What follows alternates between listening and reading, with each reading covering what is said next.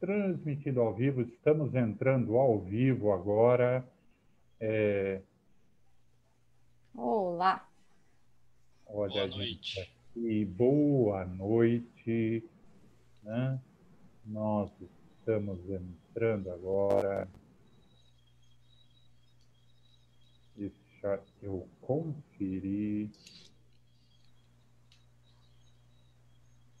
Ah, sim, pessoal. Acho que a gente alô, alô. entrou. Acho que a gente entrou e vocês estão acompanhando por aí. Tô tentando aqui abrir, mas parece que sim. Parece para mim que sim. Já estamos no ar. Pessoal, boa noite, tudo bem? Nós estamos aqui dando seguimento à nossa Semana da Empresa Familiar. Segunda-feira nós estivemos batendo um papo aqui com o Anuar, um amigo, empresário, mais de 30 anos dentro de uma empresa familiar, já segunda geração, também um dos responsáveis pela operação do Ciesc Diadema. Batemos um papo muito legal, ele contou da experiência dele aqui para gente. Para quem estiver acompanhando, dá uma olhada lá no nosso feed aqui do Facebook, que está lá disponível, quem quiser acompanhar. Ontem nós estivemos falando com a Viviane, que está aqui hoje com a gente de novo, falando sobre a E questão aí? jurídica. Boa noite, Viviane, tudo bem? Boa noite, Adam. Boa noite, Raul. Boa noite a todos. Boa Que noite. bom, que maravilha. A Viviane está aqui com a gente e hoje nós vamos falar um pouquinho sobre um assunto que eu, em particular, tenho uma atração muito grande, dinheiro, né? Se alguém, eu, felizmente, não acredito que ganhar dinheiro é pecado e que cuidar do dinheiro é pecado, né? Não Você tem... mais. Não, né, Viviane? Não mais, né? Ótimo. Isso foi lá no Renascimento, já foi, já passou, né? Isso não é mais, exatamente. E para falar um pouquinho de dinheiro, a gente trouxe um amigo aqui, um parceiro nosso de negócios, o Raul. Boa noite, Raul, tudo bom? Boa noite, Adam. Boa noite, Viviane. Boa noite, pessoal. Um prazer aqui trocar um pouco essas ideias com vocês. Que maravilha. Bom, Raul, normalmente eu peço para quem está aqui com a gente para ele se apresentar, né? Fala para a gente quem é o Raul, para o pessoal que está aí acompanhando a gente essa noite. Bom, Raul, eu trabalho no mercado financeiro há 26 anos. Comecei bem novinho, né? É, Pela Deus. e sempre tive, na minha vida, até antes de entrar no mercado financeiro, essa, eu diria que é quase que uma aptidão de tratar com dinheiro, né? Já que é um assunto que você gosta muito, eu acho que isso sempre teve na minha vida, né? E então trabalhei quase 20 anos numa multinacional do mercado financeiro e há 5 anos sou empreendedor da área, e tenho a própria empresa tocando aqui ajudando os clientes a atingir, conquistar seus sonhos através do dinheiro. Que ótimo. Bom, o pessoal que está aí acompanhando a gente, eu queria convidar todo mundo para deixar dúvidas, observações, compartilhar com a gente, porque isso aqui, todo esse bate-papo é feito para você, que tem uma empresa, que tem um pequeno, um médio, né, uma grande empresa que está à frente na tomada de decisão do negócio. Então, isso aqui é feito para você, para a gente poder compartilhar conhecimento, compartilhar experiências de forma madura, com profissionais que têm realmente conteúdo. Então, deixa aí o seu comentário, suas dúvidas, compartilha com a gente, tá? Que isso aqui não seja só um monólogo onde 3 pessoas vão falar e aí eu vou ficar assistindo tal. Não, vamos juntos. Bom, então a gente vai falar um pouquinho de dinheiro, né? Legal. Vamos imaginar o seguinte: ontem a gente teve um bate-papo bem interessante aqui com, com a Viviane e o Anuar esteve com a gente, e a gente levantou uma bola aqui, né? Uma bola que é uma bola que eu acho que ela vai ficar no ar. A gente está falando de empresa familiar, Raul. Então, vamos imaginar o seguinte cenário, que talvez seja um cenário de algumas pessoas que estão assistindo a gente. Você tem lá um empresário, ele decidiu abrir a empresa dele, e talvez ele abriu essa empresa em sociedade com o irmão, com o cunhado, com alguém, e aí Durante o período, os dois trabalharam juntos, tal, a empresa cresceu, ok? Mas eles fizeram investimento de aporte financeiro dentro da empresa, para a empresa crescer. Né? E o patrimônio pessoal dele? Você, como uma pessoa que costuma cuidar, basicamente, aí dessa parte financeira e patrimônio pessoal dele, qual é essa primeira visão que você tem que essa pessoa faz com essa questão, né? Uma das coisas importantes é que muitas vezes não tem a separação da pessoa física e a pessoa jurídica, né? É tudo uma coisa só, né? Você tem visto muito isso? Como é que é a sua visão nisso aí, Mel? A Viviane já deu cola. Então, até pouco tempo atrás era muito comum. Hoje, as empresas, mesmo as pequenas e médias empresas que têm algum tipo de acompanhamento da parte financeira e jurídica, né, e a Viviane complementa aí a parte jurídica, já conseguem fazer essa diferenciação entre o que é o caixa da empresa do que é o caixa dos sócios, né, dos donos. Porque, sim, de fato, as empresas onde você tem uma mistura do que é o dinheiro do dono com o dinheiro da empresa, além de problemas fiscais, né, potenciais problemas fiscais, você acaba que embaralha muito a gestão do orçamento doméstico, né, da família, com a empresa. E, obviamente, né, Viviane, me corrija se eu estiver errado aí, isso não é saudável para empresa nenhuma. Além de não ser saudável, você cria um riscozinho jurídico específico que é da margem à desconsideração da personalidade jurídica da empresa por confusão patrimonial. E aí o seu patrimônio pessoal enquanto sócio, se desconsiderar da personalidade, passa a responder por todas as dívidas da empresa. Então, não é uma boa ideia. Vamos traduzir isso aqui um pouquinho para a gente poder entender, porque a gente está falando de dinheiro. Como é que é isso? Como é que é isso aí, Viviane? Vamos lá. Quando você tem nessas empresas familiares essa confusão, né, de caixa, né, que imagina, eu tenho lá a minha continha pessoal de cartão de crédito, né? Você está ali no ambiente da empresa, vira para a secretária e fala, Fulana, paga isso aqui para mim também. Só que sai da conta da empresa, né? Não da conta pessoal, não tem problema nenhum, você tem um assistente pessoal para isso, mas é que não sai da conta pessoa física, sai da conta da empresa. E aí você começa a rodar na contabilidade da empresa despesas pessoais dos sócios. Isso gera o que a gente chama de confusão patrimonial, quer dizer, o patrimônio da empresa e o patrimônio da pessoa física se confundem. Isso a gente está falando só de conta, mas muitas vezes a gente está envolvendo imóvel, né? E você tem uma forma de fazer isso um pouco mais segura, que não é colocar isso dentro da sua empresa operacional, né? Ainda tem os riscos, né? Todos. Isso gera risco para desconsideração de personalidade jurídica, não só naqueles cenários, né, tradicionais, trabalhista, que qualquer link está valendo, né? Mas até no cível, até numa demanda cível, por exemplo, proposta por um fornecedor seu que numa situação de crise não foi pago, ele pode comprovar essa confusão patrimonial e executar o patrimônio do sócio. Então, não é legal, né? Caixinhas separadas, né, Raul? Sempre. E até para você montar um planejamento de fluxo de caixa, de perspectivas para cumprir com os objetivos daquele sócio, pessoa física, ou dois sócios, né, das pessoas físicas que compõem a empresa, fica mais difícil, porque você não sabe o que é dinheiro da empresa, o que é dinheiro do sócio. Então esse mês a gente vai contar com tanto, nesse ano a gente vai contar com tanto, e o que é retirada, o que é lucros e dividendos, enfim, o que não tem a ver com o dinheiro do sócio, e sim da empresa, é complicado. Assim, o ideal, obviamente, é que além de você mitigar riscos jurídicos aí, você também facilite a gestão de capital da empresa. Olha que interessante. Então, a gente está entrando numa coisa aqui que eu acho bem legal, Raul, eu ia te chamar de Anuário. Nossa, Raul. A gente falou do dia aqui com o Anuário, eu estou com o Anuário aqui. O Anuário está acompanhando a gente aqui no Facebook. Meu Deus. Mas vamos lá.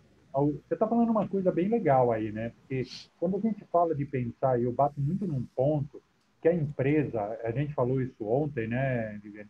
A empresa ela deve ser lucrativa, ela deve ser próspera, ela deve não depender da operação ou da presença dos fundadores dentro da operação do negócio. Isso é um negócio que a gente considera que é um negócio de sucesso, né? Onde possa gerar para ele receita passiva e tudo mais e tal. Agora, quando tem essa mistura aqui que você está falando, né, que a gente está falando aqui, do patrimônio pessoa física, do PF, com o PJ, fica difícil até para mim poder fazer um planejamento da pessoa física do futuro dele. É isso mesmo que você está falando, Raul? Exatamente. Se a gente, se o, porque quando a gente faz um trabalho em cima dos objetivos da pessoa física, só ressaltando, a gente não entra na governança da empresa, tá? No nosso dia a dia. Falo no meu, Raul. Mas quando a gente faz um trabalho com os objetivos da pessoa física, quais são os objetivos de curto prazo, médio, longo prazo? E em cima desses objetivos a gente monta um plano de ação. Se a gente não tem as variáveis, e uma dessas variáveis é justamente o fluxo de recebimento do sócio, né? Esse fluxo de recebimento ele se mistura com o fluxo de recebimento da empresa, não há previsibilidade para o cumprimento daquele plano. Então, isso é que complica bastante para você cumprir com os objetivos. E, no fundo, o objetivo é justamente ajudar o cliente a cumprir com seus objetivos. Ótimo. Você está falando, me vem uma coisa aqui na cabeça, né? Quando a gente fala, e aí você como especialista no assunto pode dizer isso melhor do que eu, mas a gente fala muito de que planejar financeiramente o meu futuro é eu poder, muito mais do que a pessoa fazer um aporte de uma vez só, é ela conseguir fazer essa previsibilidade durante um determinado período, né? Que às vezes as pessoas falam que é o juro sobre juro, o valor sobre valor, tem até uma expressão no mercado financeiro que às vezes eles usam para isso, não sei, mas isso é muito mais. Como é que é? Os juros compostos. Juros compostos, perfeito, né? Mas esse valor a médio e longo prazo, de todo mês eu faço um aporte, um investimento, uma reserva, que ela seja mais previsível e, e, e equilibrada do que fazer um aporte de uma vez só. É isso mesmo? Se a gente quer fazer um planejamento de curto prazo, pode ser um aporte de uma vez só. Mas à medida que você alonga esse horizonte, um aporte único, ele provavelmente vai ser insuficiente. Então é importante que haja uma continuidade na execução desse planejamento que foi desenhado, né? Então o que vai aí serve para pessoa jurídica e para pessoa física, né? Da mesma coisa, na pessoa jurídica. O que perpetua um negócio, né? De uma geração para outra, o que faz com que uma empresa dê certo? É justamente a previsibilidade de fluxo de caixa, de lucro. A pessoa física, a mesma coisa. No final das contas, no final do mês, no final do ano, tem que ter mais entradas do que saídas, né? Você tem que ter lucro. O sinal lá tem que ser positivo. Então, é importante que você tenha essa recorrência para cumprir com os objetivos, principalmente os objetivos de longo prazo. Ótimo. E fala uma coisa, Porque não existe mágica, né, Raul? Como você gosta de falar, né? Não existe um índice mágico. Não adianta você botar 10 e esperar receber 1 milhão daqui ao final do ano, né? Se alguém der dizer que tem mágica, foge porque é furada. E deixa eu te fazer uma pergunta. A gente está passando por um momento, no nosso país, até a nível global, aí, um momento único, talvez, da nossa história, né? Talvez na história da humanidade, né? a gente parar para olhar, eu acho que salvaguarda aí a Grande Depressão lá atrás, ou talvez as grandes guerras e tal, nós nunca fomos tão chacoalhados como a gente foi hoje. Como a gente está sendo nesses últimos meses aqui, 4, 5, 6 meses. Pensando nesse cenário atual, e o empresário que quer investir não, mas pelo menos ele quer cuidar do patrimônio dele, né? Esse cara, muitas vezes, ele sabe muito de negócio, né? Ele sabe vender, ele sabe faturar, produz e tal. Mas e o mercado financeiro? O que a gente pode falar para esse pessoal agora, né? Que está aí meio que, e aí? O que eu faço com o meu dinheiro? Né? Vamos só situar um pouco, né? Eu estou aqui para provocar, viu? Além da situação atual que a gente está vivendo, que é inédita talvez nos últimos 100 anos, das questões sanitárias, pandemia, etc., etc., no Brasil a gente está vivendo também uma situação inusitada, né, inédita. Taxa de juros a 2% ao ano,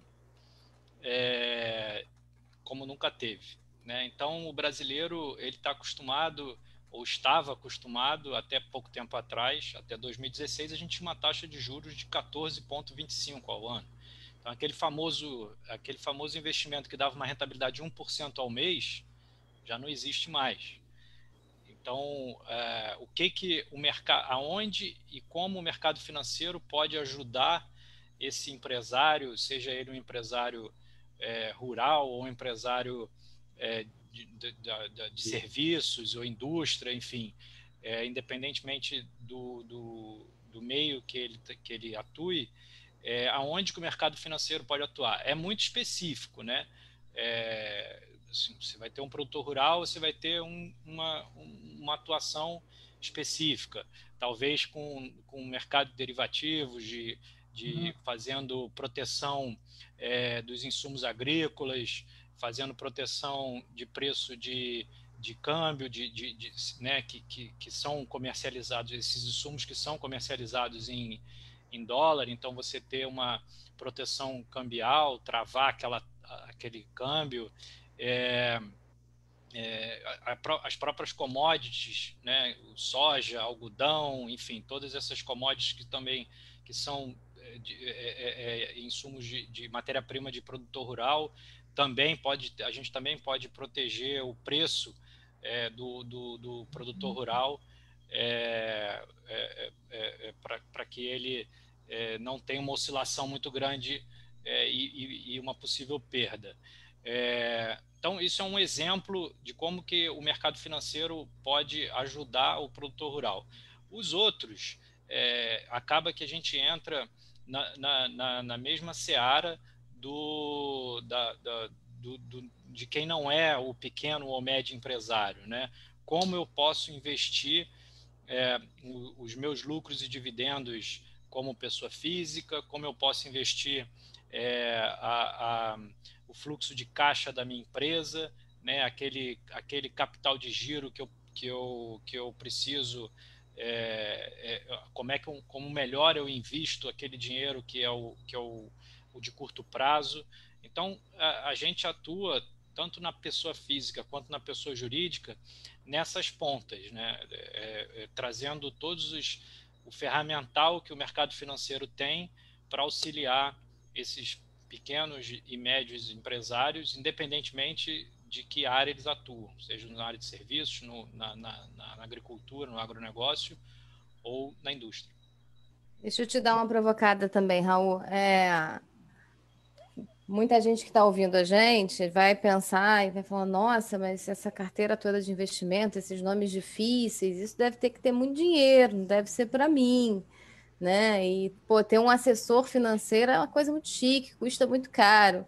Vamos desmistificar um pouco isso? É real, não, né? É claro que quanto maior o patrimônio, maior acesso você tem a produtos, mas não quer dizer que isso seja restrito a grandes investidores, né? Eu vou dar o exemplo, assim, a gente não necessariamente está falando de investimento, pode falar de crédito também, né? acesso a crédito. Então, não necessariamente o grande investidor ele vai ter demanda de crédito, o grande empresário vai ter demanda de crédito, assim como o pequeno e médio também vai ter demanda de crédito, né?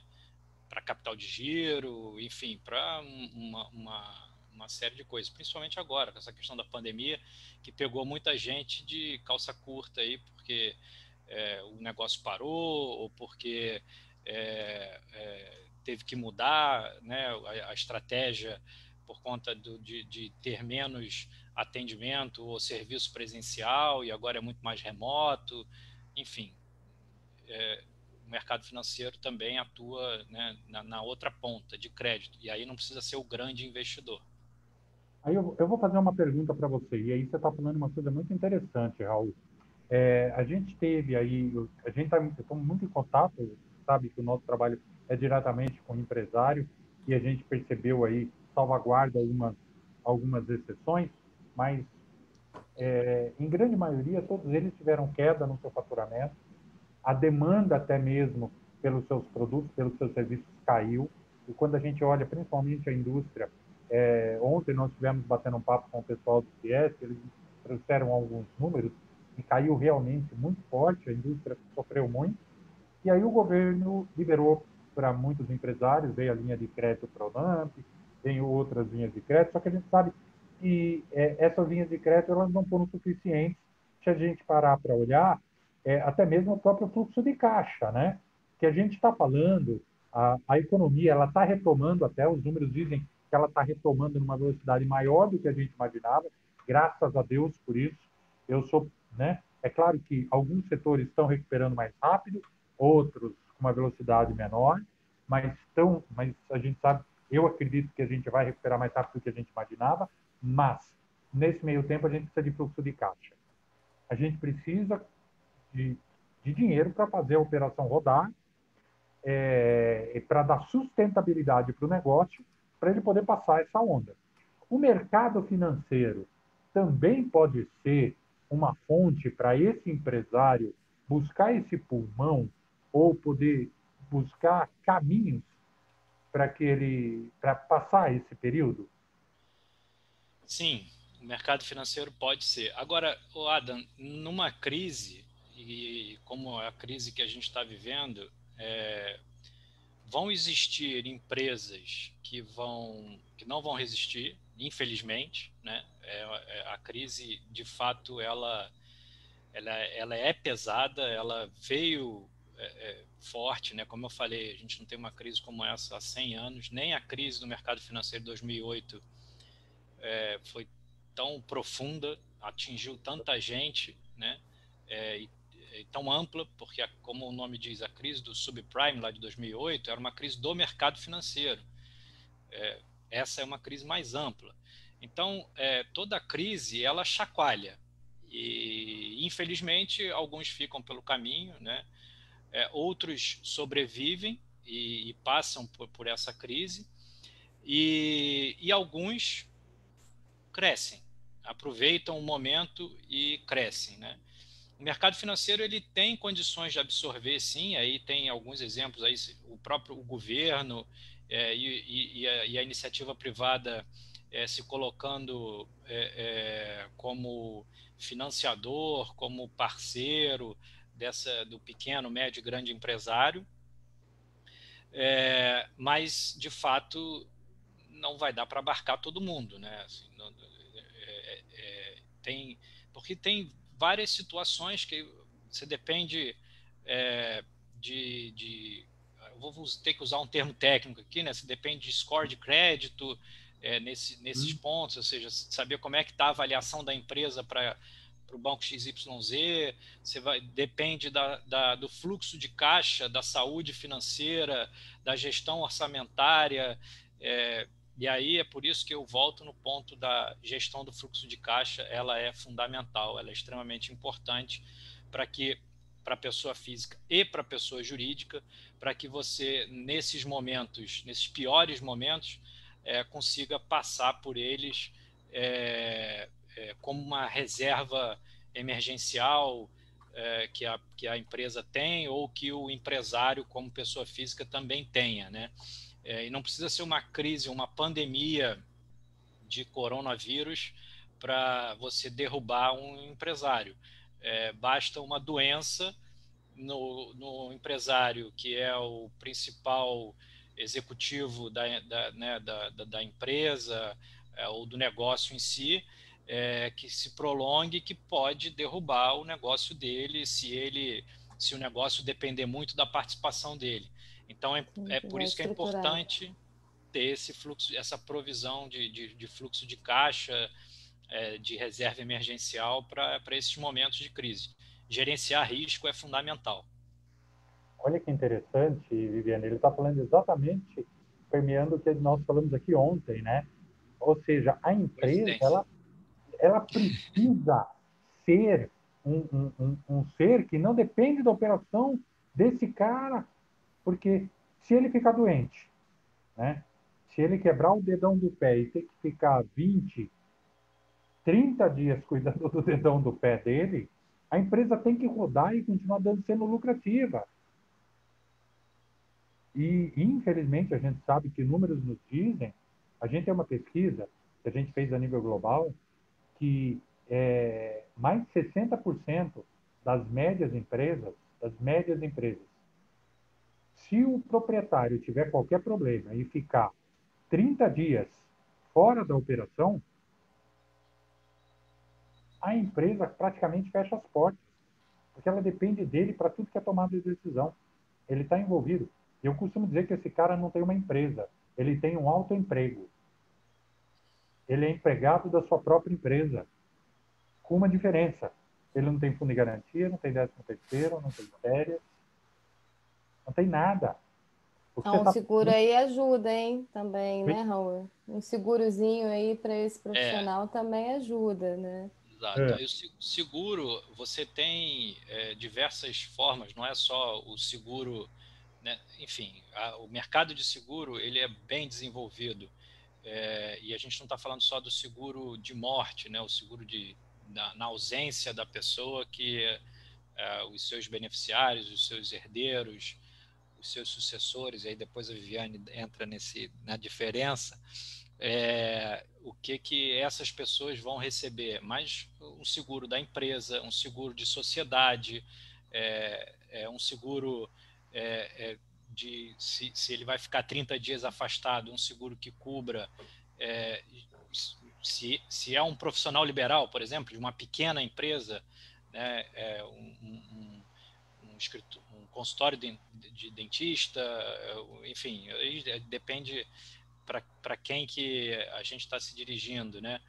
Mas outro dado que é interessante, Adam, que você falou, é que eu lembro de ter visto algum tempo atrás que, se não me engano, uma do Sebrae, uma a cada 5 empresas ela fecha no primeiro ano, ou ela sobrevive no primeiro ano, enfim, ao contrário. Empreender não é algo simples, não é algo fácil, né? E se a gente está falando aqui para um público de empresários, sejam eles pequenos, médios ou grandes, acho que eles sabem muito bem, não vou nem chover no molhado, que realmente é muito difícil.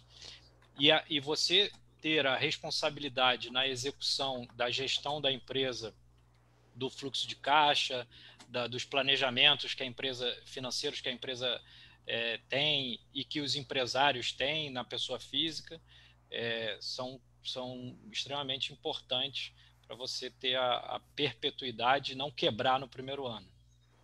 Aí acho que entra até uma coisinha também, as pessoas às vezes se empolgam com o negócio e não pensam, né? Você pensa assim, falando obviamente de pequenos negócios, né? No layout, na ideia que você teve, e esquece de fazer uma coisinha chamada planejamento financeiro, né? O Bernardo falou exatamente isso aqui. Essencial. O Bernardo deixou um comentário aqui: fazer uma análise e ajustes profundos para sempre estar preparado para a crise.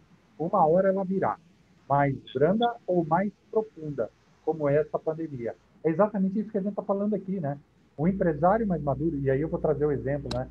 A empresa dele, né? A Corona Cadinha, né? Já está na segunda geração, se preparando talvez aí para a terceira geração em breve. ok? É uma empresa que, se a gente parar para olhar, olha que os números nos dizem que mais de 70% das empresas familiares não sobrevivem à segunda geração.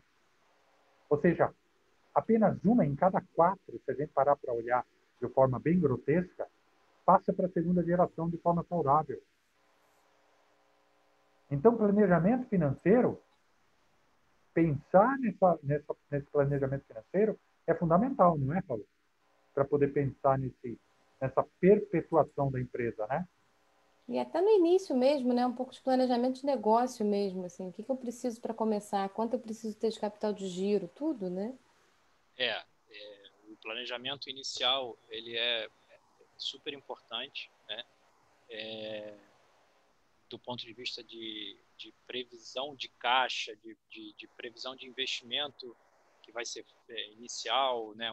Qual a necessidade de capital a ser investido, qual é a necessidade se você encara, por exemplo, uma crise, ou se você encara algum imprevisto, né? A gente decidiu investir num imóvel e gastamos mais do que previsto na obra. E agora? A gente adia a inauguração do negócio, da loja, do escritório, do consultório, etc. Ou a gente tem condições de adiar? Como é que fica isso, né? Então, o planejamento financeiro ele é extremamente importante. Eu diria até que é um business plan, né? Um plano de negócios para você tocar o negócio, né? Não só tirar a ideia do papel, transformar num projeto e executar esse projeto. E eu tenho um amigo, um mentor, que diz que a execução é mais importante do que o planejamento. 70% do resultado do sucesso vem da execução.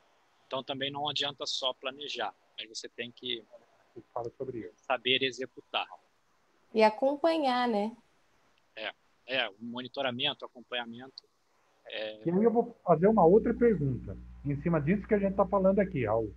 Eu costumo dizer muito que o empresário ele deve ter o que eu chamo de pulmão financeiro, ou seja, um dinheiro guardado.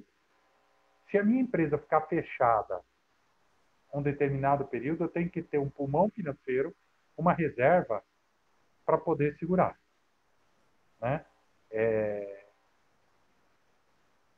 Como é que é isso para você? Você acha que isso é viável? Isso é importante? Se é importante, quanto tempo esse cara precisa ter para ele poder ter uma noção, um norte? Por exemplo, a minha operação precisa de... Eu tenho um custo fixo de X, né? Com esse custo fixo, ou seja, quantos dias ou quanto tempo eu precisaria dessa reserva? Se você acredita nisso. Acredito, e eu vou fazer um paralelo para a pessoa física, que é o que está no nosso dia a dia, né? A gente recomenda sempre ao cliente que ele tenha de 6 a 12 vezes o custo fixo mensal dele, né? A despesa mensal recorrente dele, que ele tenha de 6 a 12 vezes, né? Ou de 6 a 12 meses dessa despesa como uma reserva emergencial dentro do fluxo de caixa dele, dentro dos investimentos que ele tem, seja na pessoa física ou na pessoa jurídica, para suprir eventuais problemas de caixa. Ótimo. Então aí cai exatamente no que o Anuar acabou de falar. A gente precisa pensar sim o empresário precisa pensar nesse planejamento financeiro, né? E aí eu vou fazer uma outra provocação. Hoje passei o dia inteiro no trânsito, então eu tô aqui contando em cima de você. Mas vamos lá. Que eu faço? Eu cismei de guardar dinheiro. Eu tenho a minha empresa, aí eu estou ouvindo o que a gente está falando aqui, eu falo, poxa vida, eu preciso fazer uma reserva financeira. Então, ótimo, eu vou lá e abro uma poupança. E coloco meu... Vou botar a pimenta ainda, né? Você falou de 6 a 12 meses, tanto para pessoa física quanto jurídica. Mas na jurídica, eu pego essa e deixo na empresa? Cortou, Vivi, pode repetir? Posso. Assim, 6 meses, de 6 a 12 meses, seja para pessoa física ou jurídica. Mas eu, empresário, né, sócio de uma empresa, e junto com os meus, óbvio, outros sócios, a gente resolve fazer isso na jurídica, ter essa reserva, e eu deixo essa reserva na pessoa jurídica ou não? Bom, vamos muito lá. bom. Essa é a pegadinha dela para mim. Eu vou Ele já devolver a sabe, ele já pergunta para sabe. ela. Eu vou devolver a pergunta para ela. Falou para mim que ia fazer com você hoje, não. Bom, poupança, eu vou responder primeiro, vou começar lá pelo lado. Poupança, só se fosse na época lá do Bamerindos, né? Do antigo falecido Bamerindos. Porque Gente, eu hoje lembro dessa propaganda até hoje. nem Jenny, os você 6%, não passou dessa fase, você não viu isso, não. Eu e o Raul vimos. Olha. nem os 6% que a poupança rendia, rende mais. Né? Que de 2012 para cá, mudou a regra da poupança, então ela rende 70% da taxa básica de juros, da Selic, que hoje está em 2%. Então a poupança está rendendo 1,40 ao ano. Ou seja, colocar dinheiro em poupança, de fato, não é a melhor opção. Né? E aí a pergunta da Viviane, a primeira coisa é separar o que é jurídico e o que é físico. Perdão, o que é pessoa jurídica e o que é pessoa física. Dinheiro da pessoa jurídica não se mistura com dinheiro da pessoa física. Se você tem um dinheiro na pessoa jurídica, aí você responde qual é a melhor forma, porque eu sei que tem pegadinha de tributação, enfim,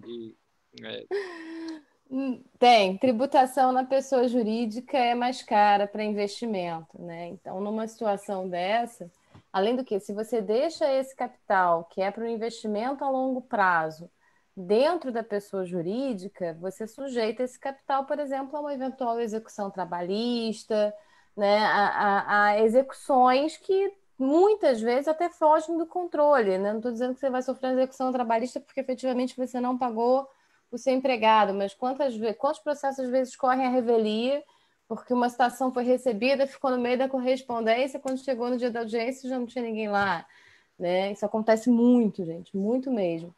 Então, assim, o ideal seria que você tirasse esses valores, né, por dividendos para as suas pessoas físicas e elas efetivamente fizessem na pessoa física os investimentos. Ah, mas como é que eu garanto que esse meu sócio, né, tirou lá o valor que a gente está poupando na empresa e vai reinvestir na empresa e não gastar numa viagem, né, não, né, gastar em vinho?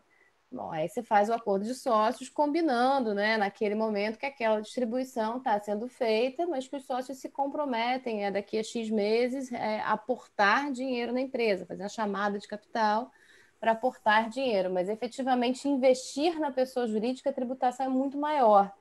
Né? E os investimentos também são mais limitados, né, Raul? A pessoa jurídica não tem acesso a vários fundos, né? a pessoa jurídica você tem restrito e você não tem os benefícios que a pessoa física tem, né?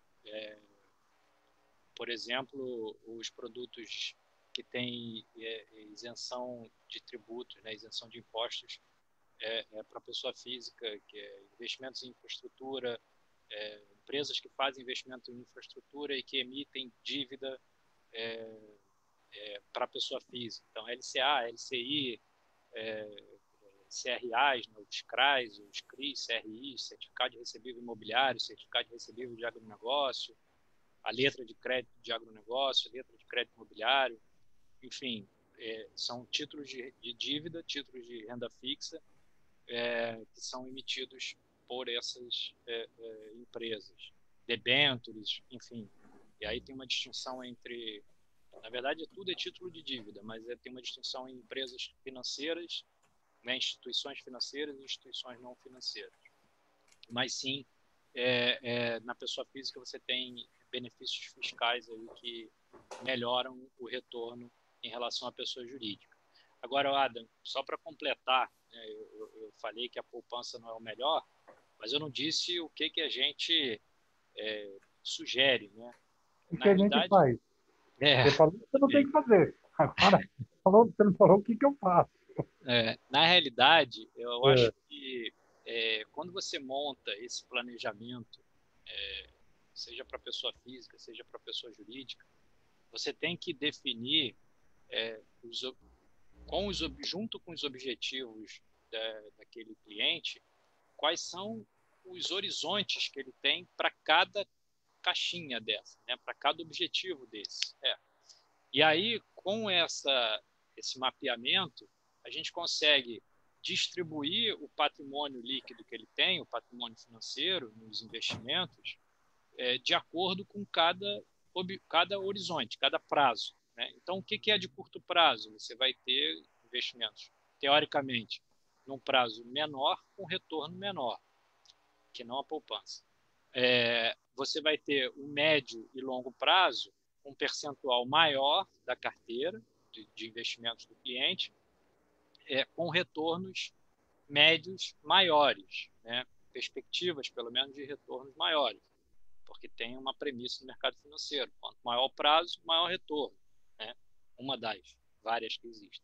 Então, se você tem uma carteira bem diversificada, bem distribuída percentualmente, você consegue ter um retorno absoluto daquele, né, uma rentabilidade ponderada melhor do que se você tiver num único produto, na poupança, ou no mercado de renda variável, ou no mercado de renda fixa, enfim.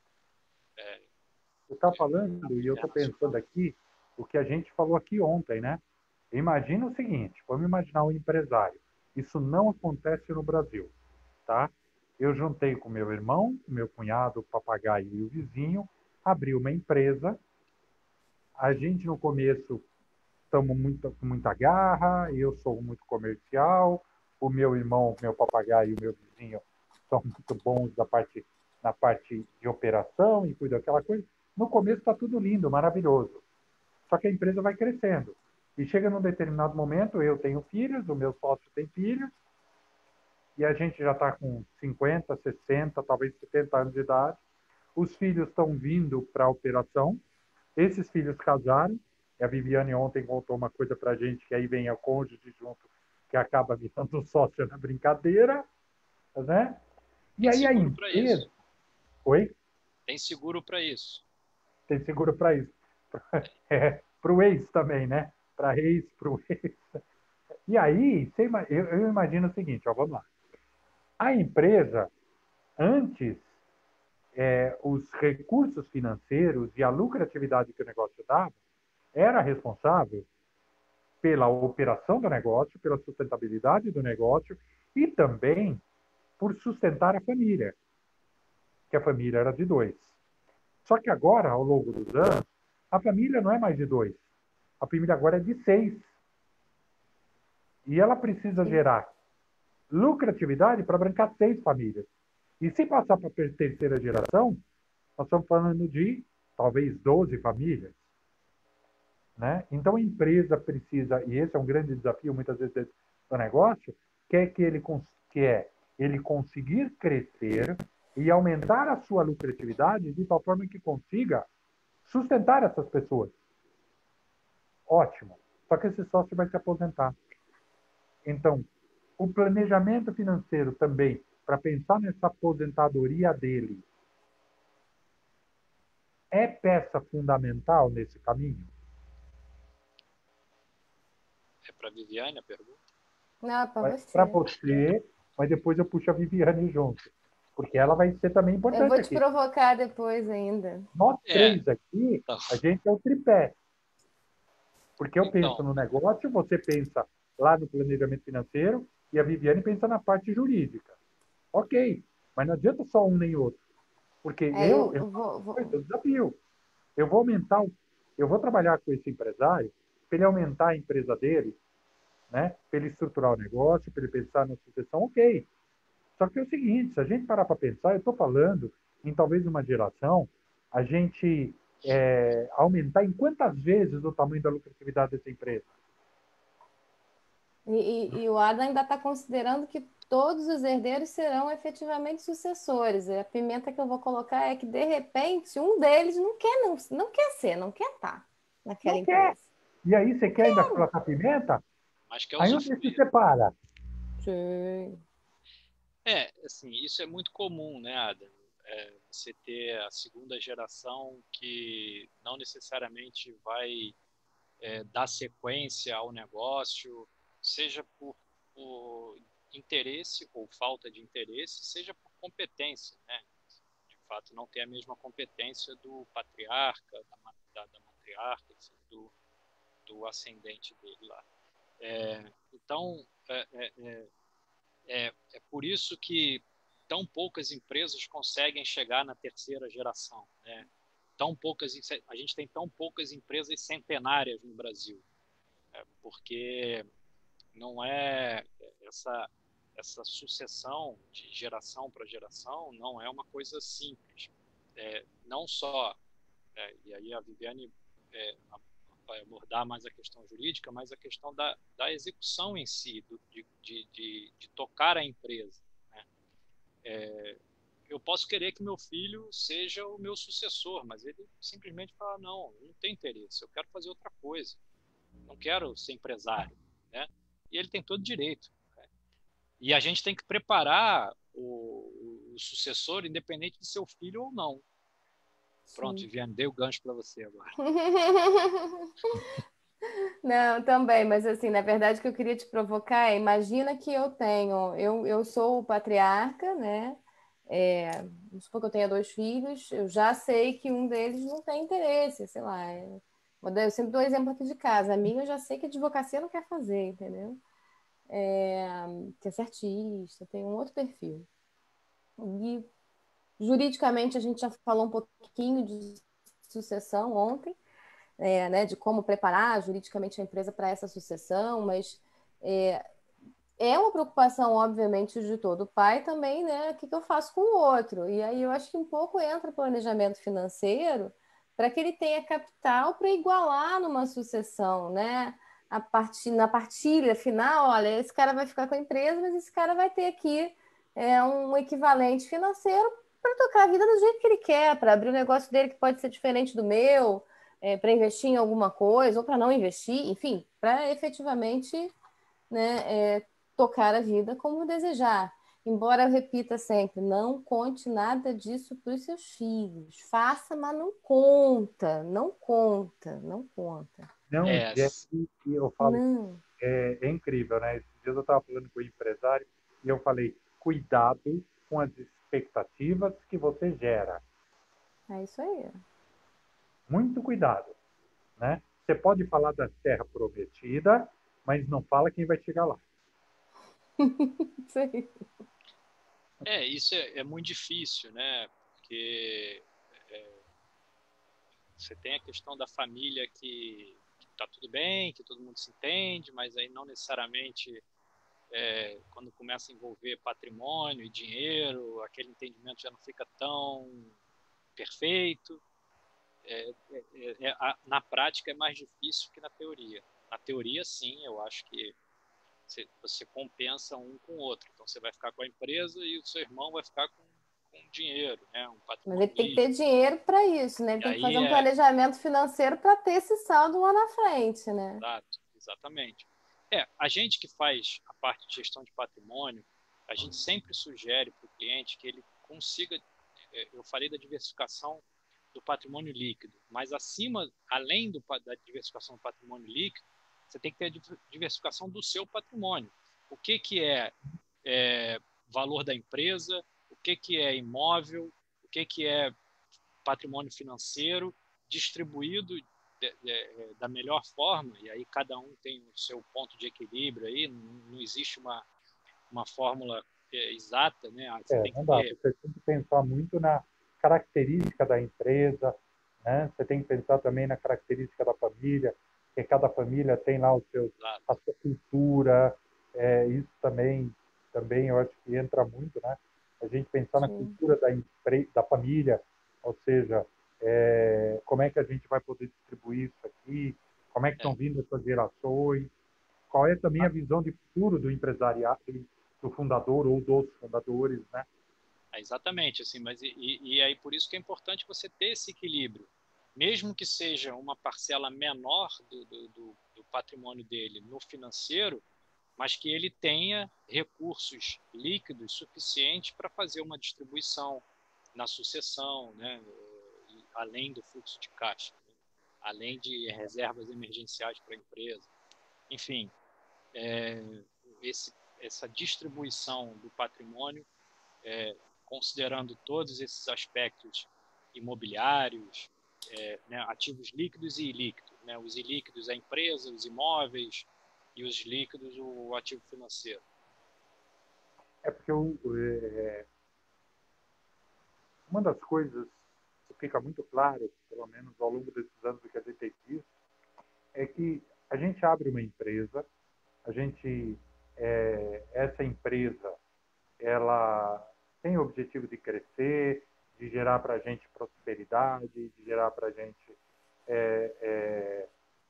estabilidade, poder proporcionar para as pessoas que a gente quer bem, seja da família, seja funcionários, colaboradores, poder gerar para essas pessoas essa qualidade de vida, e qualidade de vida, no meu conceito, ela abarca vários setores, e entre setores, sim, prosperidade financeira, tempo para mim poder ter com a minha família, tempo para mim.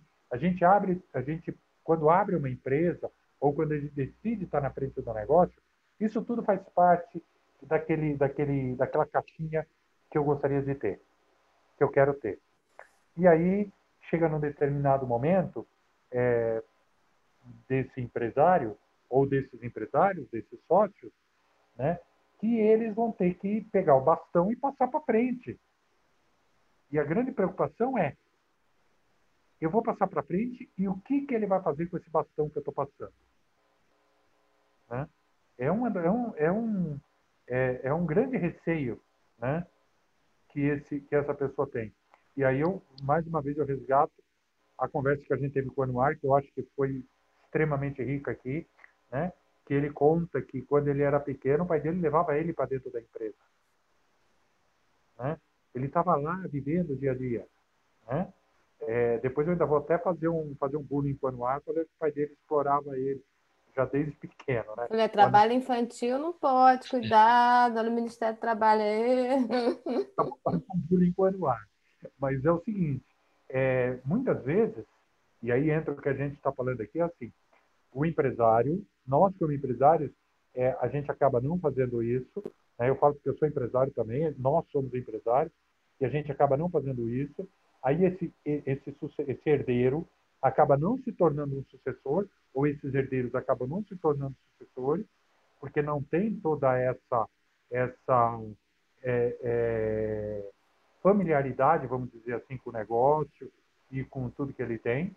E aí esse patrimônio que a gente está falando aqui, né, acaba sendo diluído. Por quê? Porque eu não cuidei de casa, né, e não cuidei, não é porque eu sou por nada não, porque talvez ninguém tenha falado isso para mim, ou porque eu não consegui fazer. E eu também acabei não fazendo o que é isso que você está fazendo, Raul. Você está falando.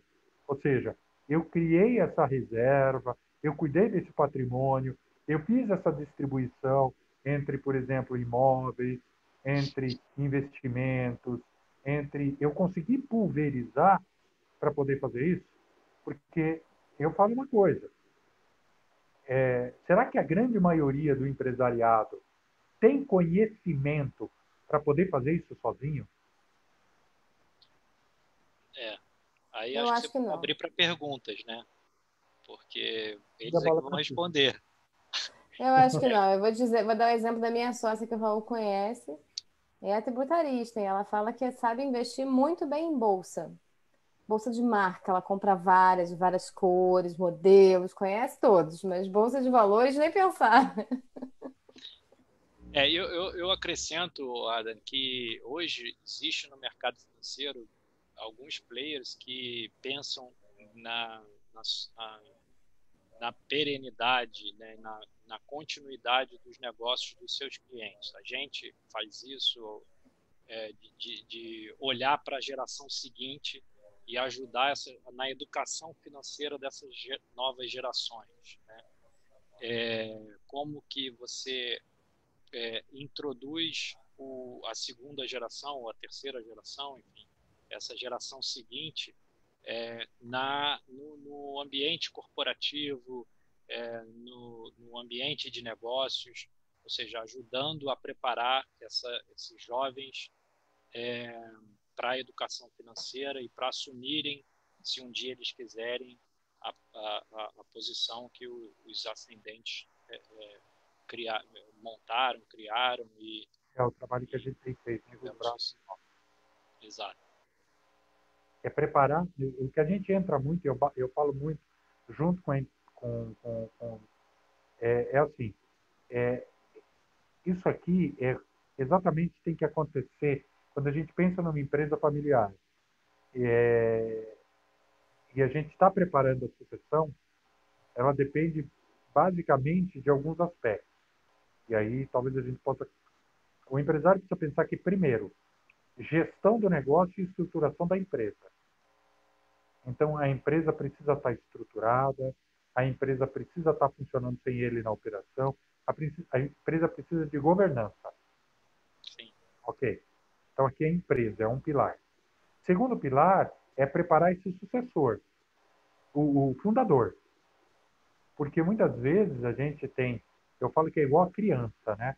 Você tem filho, você dá para essa criança um brinquedo que ela gosta muito. Ela brinca, brinca, brinca, brinca e não quer largar. Em algum momento, ela vai ter que largar esse brinquedo para poder talvez trocar por um outro brinquedo. Só que às vezes eu quero fazer o seguinte: o fundador fundou a empresa, ou os fundadores fundaram uma empresa, fizeram o negócio crescer, e eu, sem mais nem menos, quero pegar e tirar esse brinquedo dele. Como é que fica? Esse cara fica como a criança que você tirou o carrinho que ela tanto gostava. Vai chorar, vai espernear, vai sentir falta de alguma coisa na vida dele. Então precisa haver essa troca. Eu tenho um episódio curioso que a gente foi atender uma família e o patriarca não estava na reunião. Estavam os filhos e netos, né? Já crescidos, netos de 20, 30 anos. E aí eles preocupados com a sucessão e tal, e queriam montar um plano para fazer essa sucessão, e aí entrava na questão de venda de parte imobilizada, de terras, enfim, e queriam fazer essa divisão para dar sequência na gestão da empresa.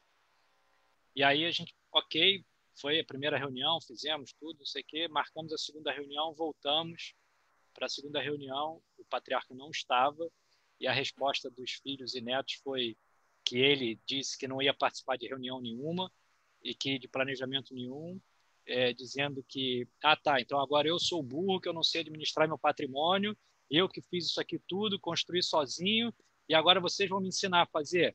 Não tem reunião nenhuma, enfim. A gente acabou não fechando com a família porque o patriarca não quis. Eu tenho outra, eu até consegui fazer, né? A gente fez toda a estruturação societária, né? Fez doações de cota em vida para não precisar efetivamente de um inventário. E aí, no dia da assinatura, o meu cliente, que era o patriarca, quer dizer, ele já queria isso, ele ficava com a caneta assim, ele olhava para o papel, olhava para mim, olhava para o papel, olhava para mim. O que foi? Eu não vou ficar com nada mesmo, mais meu nome, é isso mesmo? Depois disso tudo, eu não tenho nada. Falei, calma. Formalmente não, mas você usa o frutuário, você que manda. Vai me dar um nervoso não ter nada no meu nome, né? Então, é exatamente isso. E é exatamente esse caminho, porque está vindo essa pessoa aqui, e vamos se colocar no lugar dele, né? Poxa, o cara trabalhou 20, 30, 40, 50 anos para construir um patrimônio, para construir mais do que um patrimônio, um legado. E aí, sem mais nem menos, alguém vira para ele e fala: agora você não tem mais nada. Não! Né? A gente precisa, e aí entra uma das coisas que eu falo muito, que é o seguinte: tudo bem, você vai talvez passar agora, chegou a hora, a gente trabalhou sei lá quantos anos para preparar os seus sucessores, os seus filhos, os seus herdeiros que estão vindo agora para assumir, mas não quer dizer que você vai para casa para pescar. Não é isso. Talvez um dos caminhos esse empresário seja pensar, então vamos montar agora um conselho familiar, um conselho de governança. Vamos pegar essa tua experiência. Por exemplo, eu tive um cliente há uns anos atrás que ele estava exatamente nesse momento. A gente preparou, a gente estruturou todo o negócio, preparamos a sucessão, e aí exatamente chegou mais ou menos assim. Faltava, acho que 3 meses para efetivamente, né? A gente já estava com um conselho montado, né? E já estava tudo ok, tudo pronto. 3 meses, aqueles 3 meses de reta final, ele olhou para mim um dia, e virou para mim e falou: Adão, fala uma coisa para mim. Eu falei: o quê? Quer dizer que eu vou trabalhar um dia por semana só aí? Eu vou trabalhar 15 dias para vir aqui, me reunir com um monte de gente que não tem o que fazer, para a gente falar de. Ele usou até uma expressão feia que eu não vou usar aqui. É isso mesmo que vocês estão propondo para mim? Eu falei: não, peraí, vem cá, vamos sentar. O que você. Aí vem o meu trabalho, o trabalho que a gente tem feito. O que você quer para o seu futuro? Você construiu. Eu lembro que eu falei para ele o seguinte: você tem 43 anos na frente desse negócio. Você pegou uma empresa que você saiu do nada. Quando você começou o teu negócio, o teu negócio era na garagem da sua casa. Hoje, você tem uma empresa com mais de 100 funcionários. Lucrativa, não depende de você. Você tem aí os seus 3 filhos que estão vindo agora para assumir efetivamente. Você tem uma pessoa na frente. O que você vai fazer? Além do conselho. Eu falei: não sei. Eu falei: você tem muita experiência. Se você me permite, eu acho que outras pessoas deveriam agora ouvir você. Você agora deveria pegar essa tua experiência e compartilhar com outros empresários. Não montar uma consultoria simples. Não. Mas talvez ajudar outros empresários. O que aconteceu? Ele falou: puxa, seria muito bom eu ajudar outras empresas a crescerem como eu cresci. Então, talvez esse seja um dos caminhos que muitos desses empresários têm, eles que estão aqui assistindo a gente, pessoas que têm 30, 40, que têm uma vida dentro de uma empresa, né, que ele possa pensar nesse momento de passo o bastão. Ok, vou montar o meu conselho de família, vou montar o meu conselho dentro da empresa, vou estar lá uma vez por semana, uma vez a cada 15 dias e tal, vou começar. Mas o que ele vai fazer agora para poder largar o bastão? Eu sei que a gente está saindo um pouquinho da parte financeira, mas é importante, por quê? Porque se ele não largar o brinquedo e efetivamente assumir a parte dele, como é que a gente vai poder pensar em planejamento financeiro até para quem está vindo agora e para quem está vindo depois? Não, mas Estou ele errado? também tem que ter o planejamento financeiro para poder comprar um brinquedo novo, né? Para E mudar aí, de brinquedo. como é que é isso aqui? Isso assim, tem Fala que no ser teu foco. consensual, né? Isso tem que o dono, o patriarca tem que querer, assim como a família tem que querer. Então é uma decisão consensual. Por mais pesares que hajam aí, tem que pensar no melhor para a família. E aí é por isso que talvez essas pessoas não queiram largar. Né? Não quero porque eu não quero me sentir um inútil, não quero porque eu não quero, eu acho que as pessoas não têm a competência que eu não quero porque, enfim, aí é caso a caso. Tem que entender E tem uma outra o coisa, momento de né? cada um. É. Uma outra coisa que acontece muito, que a gente percebe, é assim, dentro de uma família empresária. Tá?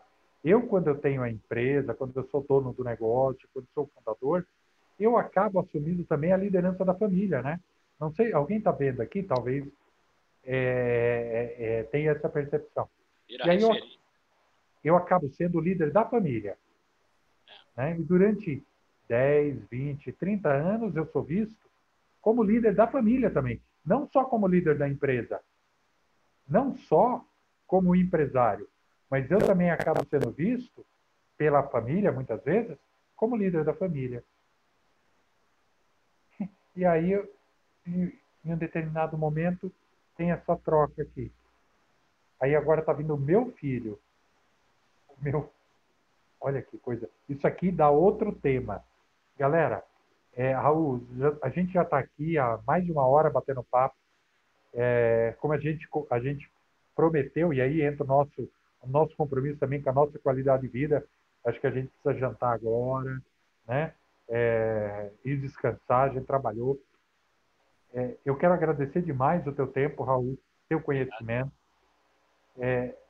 Viviane, mais uma vez, obrigado. De 3 novo horas não. comigo. Oi? Não, porque Quero... para mim parou. Eu falei, gente, de novo não, que nem ontem não, né? Ontem eu comecei a falar isso aqui, pumba. Sabe o que eu fiquei pensando depois? Eu acho que era o Facebook não querendo que a gente parasse. Pode ser. Da força do além. Não, mas legal. Bom, vamos lá. Primeiro eu tenho que agradecer, eu vou pedir aí as considerações finais para o Raul, depois para a Viviane, para a gente poder despedir do pessoal que está aqui. E eu acho que esse assunto vale mais um bate-papo, né? Quando a gente fala de dinheiro, eu fico com você falando mais uns 2, 3 dias, porque eu tenho uma relação muito boa com ele, viu? Ele gosta muito de mim. Que bom. Mas Isso é um tem bom que gostar sinal. mais. Raul, vamos lá, considerações finais tuas, meu amigo. Eu só agradeço, Adam, o convite que vocês me fizeram, você e a Viviane. A Viviane é uma parceira nossa já, que a gente tem tido bons frutos aí dessa parceria, ela na parte jurídica, a gente aqui na parte financeira. Agradecer a audiência e o pessoal que está nos assistindo, me colocar à disposição para tirar dúvidas ao público e privado, e aí todo o contato do Adam aí, quem tiver interesse em contatá-lo. A gente, apesar de gostar muito de dinheiro, a gente entende que o dinheiro não é um fim, o dinheiro é um meio para a gente conquistar as coisas, né? Os objetivos, os nossos sonhos e desejos materiais. Então, a gente busca auxiliar os nossos clientes dessa forma, fazendo com que o dinheiro seja um meio e não um fim. Obrigado, Raul.